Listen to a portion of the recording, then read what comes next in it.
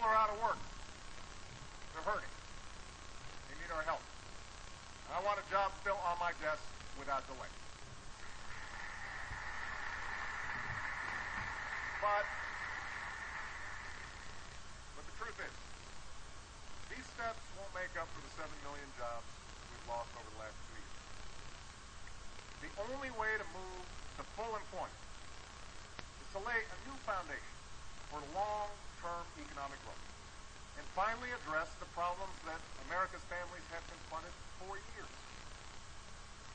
We can't afford another so-called economic expansion like the one from the last decade, what some call the lost decade, where jobs grew more slowly. You see, Washington has been telling us to wait for decades, even as the problems have grown worse. Meanwhile, China's not waiting to revamp its economy. Germany's not waiting. India's not waiting. These nations they're not standing still. These nations aren't playing for second place. And middle-class families have the information they need to make financial decisions. We can't allow financial institutions, including those that take your deposits, to take risks that threaten the whole economy. Now, the House has already passed financial reform with many of these changes. And the lobbyists are trying to...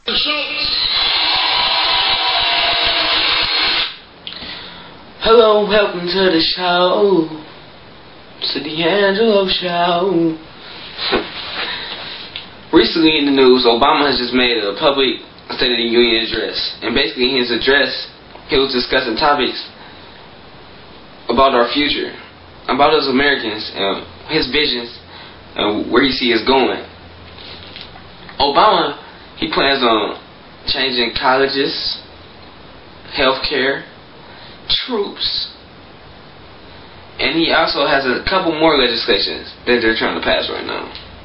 But as far as college educations, my concerns with Obama is planning on increasing Pell Grants, which is a plus, and decreasing loans and interests, which is a plus also. But my concern is, all of this sounds good, but when is it really going to happen? Because me personally, I was promised a state grant increase, and I know I'm not the only student out here that was promised a state grant increase. And it took me a whole semester and a half to receive my state grant, and it was supposed to be $1,200, and actually I received $500 through the end of the semester. So I was going through the whole semester counting on an extra $700, which they were saying it was going to be budget cuts and have to count and see what's going on. But it ended up just being a whole negative thing. It makes you feel like what is really true with us. And I'm a student just coming out and speaking up because it's been a lot of problems come to me. Everybody's been talking to me about have they got played on their money. A lot of people haven't received anything. What's the big deal? And another thing he talked about in the speech was about troops. He's planning on sending 30,000 more troops to Iraq. For what? I don't know. For a necessary war that's getting funded by us and the government. That's what's leading to our recession right now. We're in a recession because we're spending tax dollars on a war, on weapons, food, military, all to get funded over there. When people's over here struggling, trying to find jobs, we spend trillions of dollars for a war effort that's going nowhere. We've been over there since the Bush administration, and he promises on pulling people back, but he's sending more people there. I don't really get that. It's kind of an inverse relationship, if you ask me.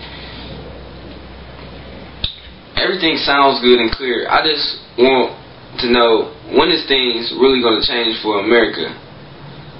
When are we going to see the real change that we were promised? I know everything takes time and you can't come like this, but at the rate it's going, people losing jobs, premiums steady going. I can go on and on about these topics. And this conversation about college education and troops in Iraq. But I just want y'all to watch this video right now. and give me your thoughts and your feedback about his speech and what he's saying about his plans and his vision. When do you think it's going to be time for all this to take place? When do you think all these plans and all this will actually happen?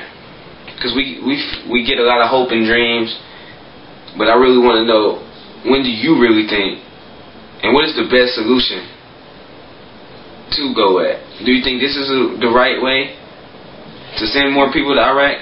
Just give me all your ideas and your solutions, and give me your feedback, and stay tuned.